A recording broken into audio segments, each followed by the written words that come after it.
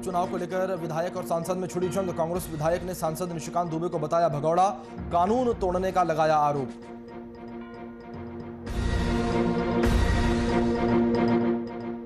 मधुपुर उपचुनाव के पहले आरोप प्रत्यारोप का दौर जारी। कांग्रेस ने बीजेपी पर बोरो प्लेयर उतारने का लगाया आरोप। बीजेपी ने भी किया पलटवार।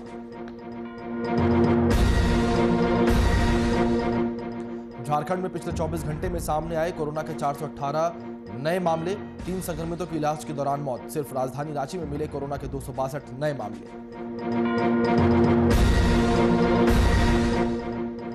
शराबबंदी के बाद भी धड़ल्ले से बिक रही है शराब। बेगूसराय में जहरीली शराब पीने से 2 लोगों की मौत। पुलिस कर रही है मामले की जांच।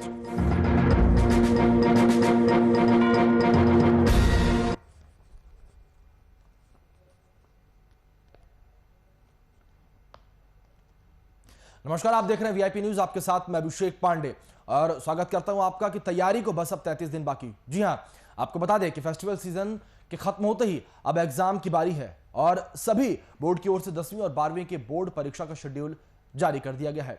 8 अप्रैल से आईसीएसई बोर्ड के विद्यार्थियों की प्रैक्टिकल परीक्षा शुरू होने वाली है, तो वहीं सीबीएसई स्कूल के विद्यार्थियों की प्रैक्टिकल परीक्षा भी छोटे छोटे समूह में बांटकर ली जा रही है। और वहीं इसके बाद 4 मई से सीबीएसई, आईसीएसई और जैक बोर्ड की परीक्षाएं जो हैं वो भी चालू होंगी। आपको बता दें कि परीक्षा शुरू होगी। अब ऐसे में छात्रों के पास तैयारी के लिए बस 33 दिन का समय बाकी है। और अब ऐसे में सवाल यह उठता है कि आखिर इन 33 दिनों में छात्रों को किस तरह से परीक्षा की तैयारी करनी है।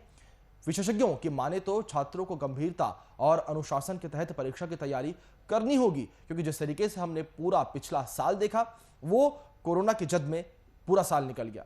पूरे साल बच्चों के स्कूल कॉलेज बंद रहे, तो ऐसे में कहीं ना कहीं बच्चों की शिक्षा पर, बच्चों की पढ़ाई पर, बच्चों के सिलेबस पर इसका सीधा असर पड़ा है।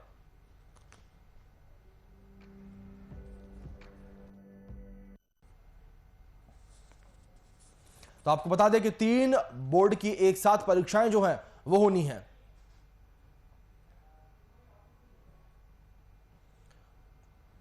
इसी के साथ पहली बार एक साथ हो रही हैं तीनों बोर्ड की परीक्षाएं। यह भी अपने आप में काफी अहम और बड़ी बात।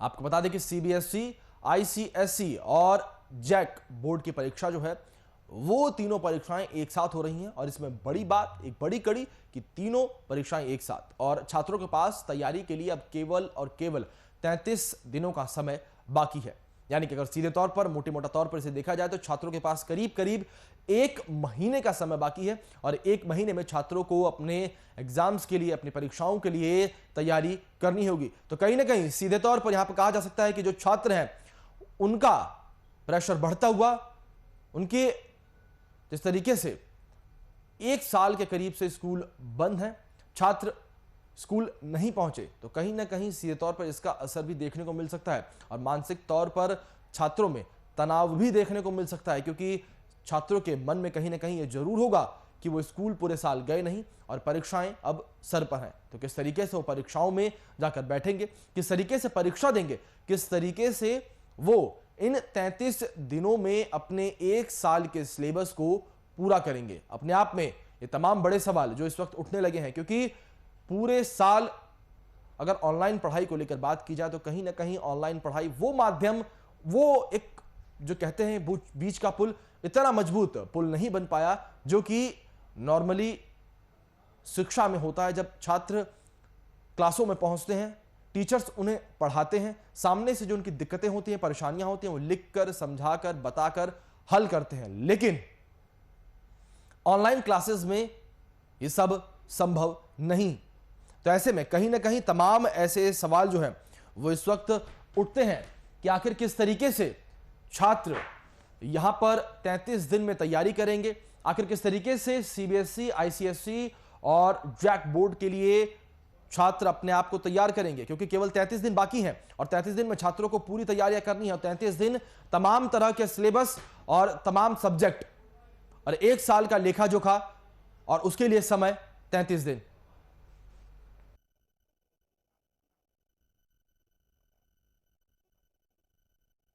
नानक स्कूल के प्रिंसिपल डॉक्टर मनोहर लाल जी हमारे साथ जुड़े हैं। सीधे उनका रुख करेंगे और जानेंगे आखिर किस तरीके से बच्चों पर इसका प्रभाव पड़ेगा, किस तरीके से बच्चे तैयारी करें और किस तरीके से बच्चे अपने समय को बांटें। इन तमाम मुद्दों पर बात करेंगे डॉक्टर मनोहर लाल से। मनोहर लाल जी, बहुत बहुत स्वागत है आपका वीआईपी न्यूज में। और सीधे पहला सवाल आपसे यही कि अब केवल 33 दिन बाकी हैं, किस तरीके से छात्र इन 33 दिनों में अपने पूरे साल भर के सिलेबस को कवर करें? इस समय में जो संकट की घड़ी, जो कोविड के दौरान लास्ट ईयर जो बच्चों की पढ़ाई भी बाधित हुई है और जिस तरह से ऑनलाइन क्लास हुई और इसमें सिलेबस सीबीएसई ने रिड्यूस भी किया, कुछ समय भी कम मिला बच्चों को, तो ये 33 दिन जो है ये बच्चों के लिए बहुत अहम है। तो एक एक दिन बहुत इंपॉर्टेंट है, बहुत एक दिन कम पड़ रहा है बच्चों के लिए। एक तो पहले फिजिकल क्लास हो नहीं पाई थी, बच्चे कुछ समझ नहीं पाए थे, लिखने का तरीका उन्हें नहीं समझ पाया था। ये कुछ जो गवर्नमेंट से गाइडलाइन मिली तो हमने बच्चों को कुछ बुलाया गया स्कूलों में और तब जाके ये बच्चों के हम लोग ऑफलाइन में कुछ बच्चों के एग्जामिनेशन लिए और उनकी तैयारियां देखी, बट उनकी तैयारियों में कमी है। इसलिए ये 33 दिन जो है ये बच्चों के लिए बहुत इंपॉर्टेंट है। ये रूटीन बना, अपने एक डिसिप्लिन वे से रूटीन बना के पढ़े और जहां भी इनको कोई दिक्कत हो रही है स्कूल में शिक्षकों का जरूर योगदान लें, उनसे बातें करें, उनसे पूछें, उनसे शेयर करें। और मैं ये पेरेंट्स से भी कहूंगा कि बच्चों के जो भावनाओं को समझें और इस जो कोविड के समय में जो बच्चों का थोड़ा बहुत लॉस हुआ है उसको ये 33 दिन में उसकी भरपाई कर पाए जी और घर में एक अच्छा माहौल बनाए। जी सर, यहाँ पर ये भी आपसे जानना चाहेंगे कि जिस तरीके से जो सब्जेक्ट्स हैं वो कई सारे सब्जेक्ट्स हैं और हर सब्जेक्ट का पूरे एक साल का लेखा जोखा जो है वो छात्रों को जाकर अपनी कॉपियों में लिखना होगा, तो ऐसे में किस तरीके से अपने समय को निर्धारित कर कर अपने पढ़ाई का पूरा प्लान जो है वो छात्र तैयार करें? वो इस तरह से है कि हर एक सब्जेक्ट बच्चों के लिए अलग अलग क्षमता होती है जी। कोई बच्चा किसी का मैथमेटिक्स में वीक होगा, कोई फिजिक्स में वीक होगा, तो ये उस बच्चे को चाहिए कि उसके किस जगह उनको ज्यादा मेहनत करनी है, किस सब्जेक्ट में, तो उसमें ज्यादा समय दे और ये रुचि के अनुसार होता है जी। और जितने भी 5 विषय जो मेन सब्जेक्ट होते हैं, जैसे साइंस में फिजिक्स है, केमिस्ट्री है, मैथमेटिक्स है, तो उसमें अगर बच्चे को हमें देखना पड़ेगा कि बच्चे की तैयारी कहाँ पर किस, जैसे मैथमेटिक्स में उनको ज्यादा लगता है कि ज्यादा तैयारी चाहिए, ज्यादा समय चाहिए, तो ज्यादा समय देके पढ़े हो और एक टाइम टेबल बच्चे बना लें कि हमें दिन में इतने समय पढ़ना है और ये हर एक समय में कुछ ना कुछ इंपॉर्टेंस है। सभी विषय 100 नंबर के होते हैं, चाहे वो हिंदी हो, चाहे मैथ्स हो, चाहे इंग्लिश हो, तो हर एक में मेहनत करनी बराबर ही है, तभी जाकर रिजल्ट अच्छा हो पाएगा। कभी अभी क्या होता है, बच्चे लोग साइंस में ज्यादा समय देते हैं, हिंदी इंग्लिश में कम समय देते हैं, वहाँ कम स्कोर आ जाता है तो उनके रिजल्ट पर परसेंटेज खराब हो जाता है। तो मैं ये बच्चों से कहना चाहूंगा कि वो हर एक सब्जेक्ट को ही प्राथमिकता दें और जिसमें उनको लगता है कि जिसमें वो कमजोर हैं, जिसमें ज्यादा समय उसमें ज्यादा समय देके पढ़े वो और शिक्षकों का जरूर हेल्प लें। जी डॉक्टर मनोहर लाल जी, आप तो एक शिक्षक हैं, आप बेहद करीब से बच्चों को देखते हैं, बेहद करीब से शिक्षा के पूरे उसको देखते हैं, तो ऐसे में आपसे ये भी जानना चाहेंगे कि क्या आपको लगता है कि जिस तरीके से जो पढ़ाई ऑनलाइन माध्यम से हुई है उसका भी असर देखने को मिलेगा? आप क्या जिस तरीके से जब छात्र स्कूल आते थे उस पढ़ाई को बेहतर मानते हैं या जो इस वक्त मौजूदा समय में पढ़ाई चल रही है ऑनलाइन माध्यम से उसको? देखिए ये तो खैर इसको इस जो सच को हम नकार नहीं सकते हैं जी। कि ऑनलाइन और ऑफलाइन में जी। ऑफलाइन में बच्चों का जब कांटेक्ट होता है ऑनलाइन में वो नहीं हो पाएगा जी। और बच्चों की लर्निंग जो सीखने की वो शक्ति थी वो कम हुई है, इसका असर तो पड़ेगा। इसका असर देखिएगा आने वाले समय में पड़ेगा, कंपटीशन में बच्चों को पड़ेगा, क्योंकि ये जो समय में क्या कि पहले तो पेरेंट्स उसे एक्सेप्ट कर ही नहीं पा रहे थे ऑनलाइन एजुकेशन को, शुरू में बहुत काफी दिक्कत भी हुई। उसके बाद अभी पेरेंट्स ने उसे एक्सेप्ट जरा सीखा है कि अब ऑनलाइन एजुकेशन की पढ़ाई हो सकती है, तो बहुत सारे अवसर चेंज हुए, तो उसको लेकर थोड़ी लर्निंग तो कम हुई है। ये तो मैं देख रहा हूँ, चलिए तो 10th 12th की बात करें, छोटे बच्चों में तो और भी दिक्कत हुई है कि इनको सीखने की क्षमता खत्म हुई है उनकी, क्योंकि उनके लिए कोई प्रॉपर चेक नहीं हो पाया उनका। ऑनलाइन एग्जामिनेशन करने पड़े तो टीचर भी नहीं चेक कर पाए अच्छी तरह से। वो हम लोग ने पेरेंट्स पर ही भरोसा रखा कि पेरेंट्स ही बच्चे को इवैल्यूएट भी करेंगे, तो ये थोड़ा सा दिक्कत उसमें हुई है। बट धीरे धीरे फिर भी ये जो ऑनलाइन मोड पर हम लोग आए हैं, अभी पेरेंट्स इसे एक्सेप्ट करना शुरू कर दिए हैं। थोड़ी सी पेरेंट्स को भी ईमानदारी बरतनी पड़ेगी, जब बच्चे घर में रहते हैं तो सही से उसका आकलन भी करें। जी, और डॉक्टर मनोहर लाल जी, आपसे यहाँ पर यह भी जानना चाहेंगे, क्या आपको लगता है कि जो ये 33 दिन का समय है, ये समय छात्रों के लिए काफी रहेगा? देखिए, ये अगर बच्चे को सही तरह यूज करे तो काफी है। एक एक दिन भी काफी, बच्चे अगर उसको सही तरह यूज करेंगे तो उसका वेस्ट ना करें उस समय को, हर क्षण ही बच्चों के लिए इम्पोर्टेंट है। तो देखिए, समय क्या होता है, अंतिम दिन भी बच्चों को दिक्कत होती रहती है, अंतिम दिन भी तैयारी उनकी पूरी नहीं होती है। बच्चे तो ऐसे बच्चे ही हैं, वो आपके एग्जाम का एक फोबिया भी होता है, डर भी होता है। फिर भी अगर बच्चे एक डिसिप्लिन में, अगर मतलब बहुत अच्छे से 33 दिन को यूज करें तो वो उसमें में काफी अच्छी तैयारी कर सकते हैं। जी, और डॉक्टर आपने जिस तरीके से बात कही डर और फोबिया को लेकर, अगर उसको लेकर आपसे बात की जाए तो आप एक शिक्षक के तौर पर, एक प्रिंसिपल के तौर पर बच्चों को क्या सलाह देना चाहेंगे वीआईपी न्यूज के माध्यम से कि उस डर को, उस फोबिया को किस तरीके से बच्चे अपने मन से दूर करें और परीक्षा की तैयारियों में मन लगाकर वो लगें? देखिए, अब एक तो अनजाना भय तो बच्चों के एग्जाम का होता ही है, बट मैं ये कहना चाहूंगा कि इसको एक उत्सव के रूप में लें, ना कि कोई एग्जामिनेशन के रूप में लें। ये अवसर है, ठीक है, बच्चों को अपनी पढ़ाई की है, ये उनको अब जज करने का एक समय आ गया है। अपने को खुले मन से और निडर होकर एग्जाम लिखें, रिजल्ट की चिंता ना करें, अपनी तैयारी पर अपना फोकस करें और इसको एक उत्सव में लें और बहुत खुले मन से, अच्छे मन से एग्जाम को लिखें।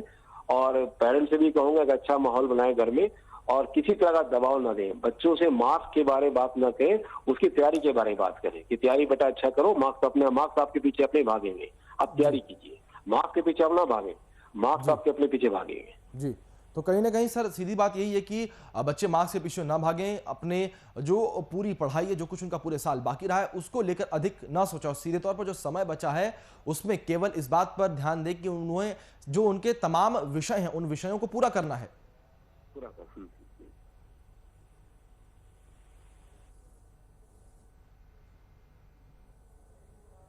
हेलो जी जी जी डॉक्टर जी, डॉक्टर मनोहर, मैं ये आपसे कह रहा हूं कि जिस तरीके से आपने बात कही कि बच्चे इस पूरे परीक्षा को एक उत्सव के तौर पर ले, तो सीधे तौर पर जो छात्र हैं वो अपने मन से ये भय निकाल दें कि परीक्षाएं आने वाली हैं और केवल इस बात पर ध्यान दें कि जो भी विषय उनके कमजोर हैं उस पर ध्यान केंद्रित करें, तो ऐसे में जो छात्र हैं वो विजय प्राप्त कर सकते हैं।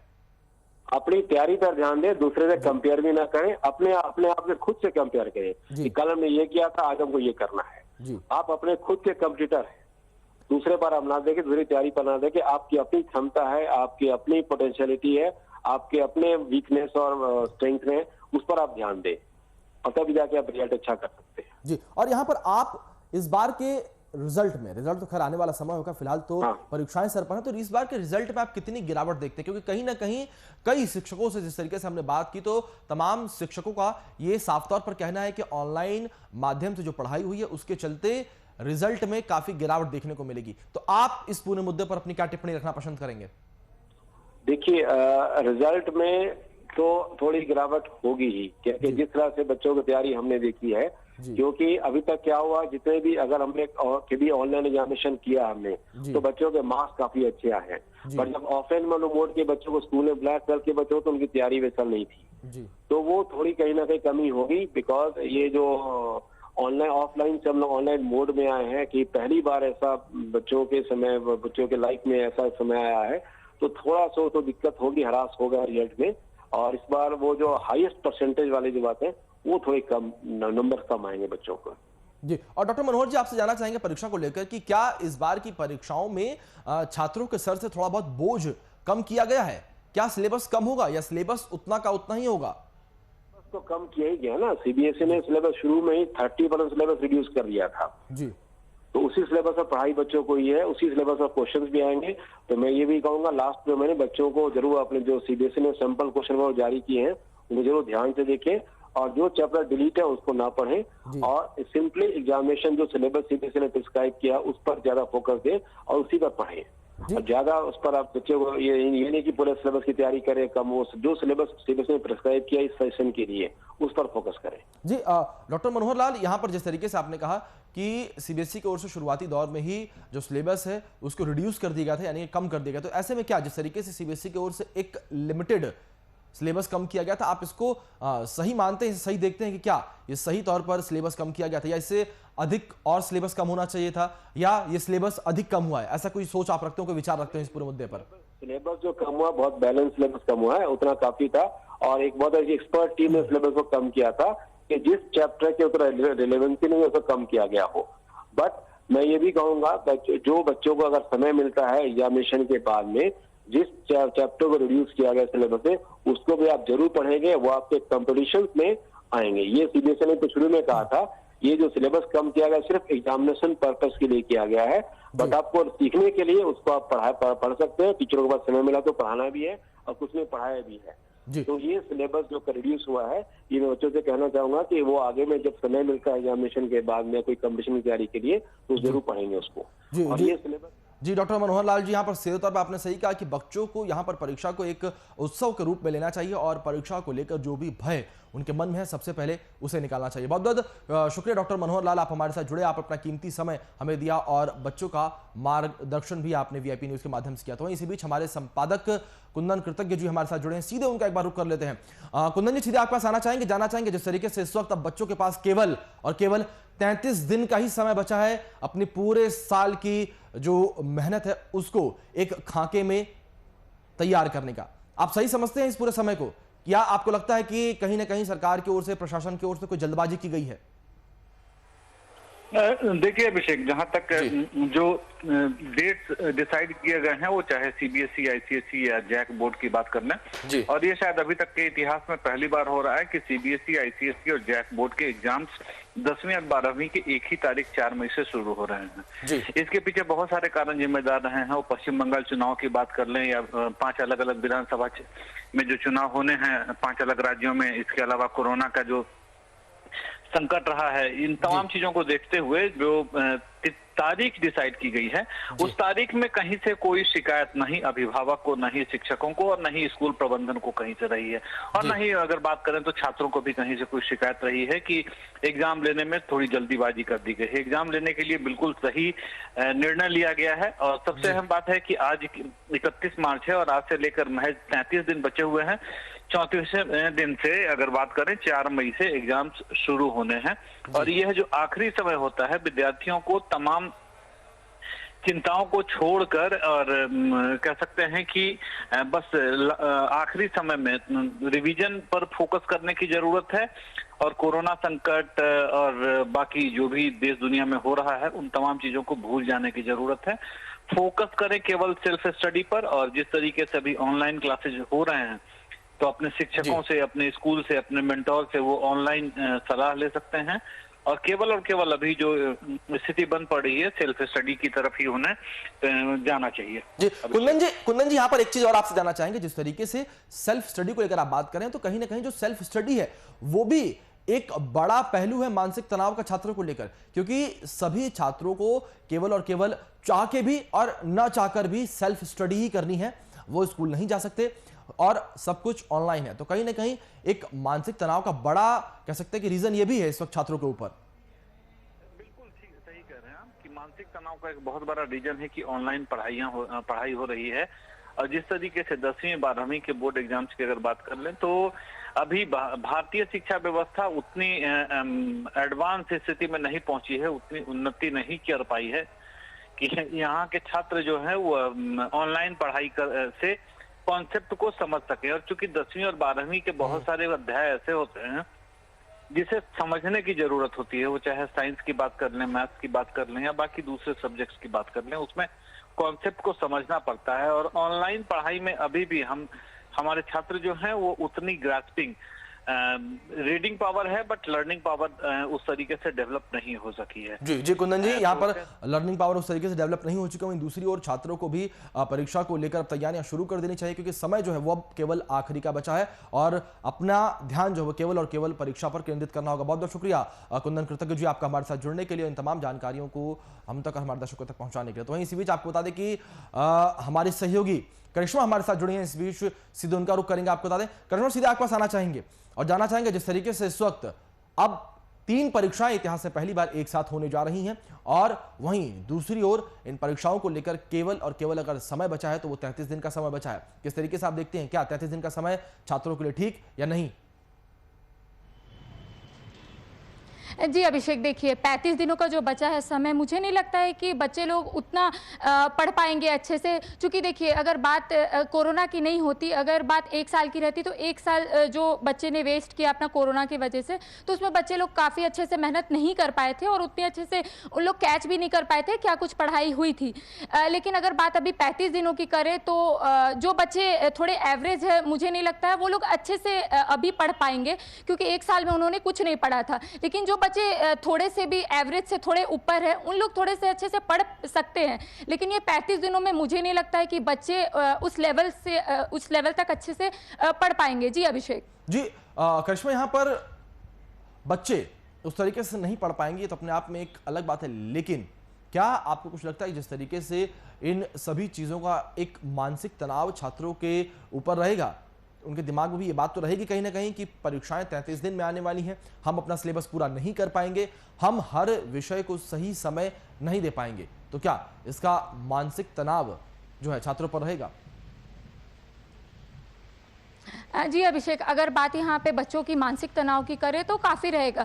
चूंकि देखिए अगर 2 साल की बात करें, 3 साल पहले की बात करें, तो बच्चे उतने मेहनत कर पाते थे लेकिन मार्क्स नहीं आती थी, तो काफ़ी बच्चे मानसिक तनाव से गुजरते थे और कुछ बच्चे तो कुछ ज़्यादा बड़ा कदम उठा लेते थे, लाइक सुसाइड। लेकिन अगर बात अभी की करें तो बच्चों का मानसिक तनाव ज़्यादा रहेगा, क्योंकि वो लोग उतने अच्छे से पढ़ नहीं पाए थे और उसकी वजह से बहुत सारे बच्चे ऐसे हैं कि वो लोग कुछ सोच भी नहीं पा रहे होंगे कि हमारी एग्ज़ाम कैसी जाएगी और हम एग्ज़ाम में क्या लिख पाएंगे, क्योंकि उतने अच्छे स्तर में बच्चों की पढ़ाई नहीं हो पाई थी। तो अगर यहाँ के बच्चों की बात करें, क्योंकि सीबीएसई जैक सबका अब निकल चुका है डेट, तो बच्चे अभी जितना 35 दिन बचा है, तो बच्चों को अब उसी चीज में फोकस करना चाहिए जिसमें वो थोड़े से ठीक है।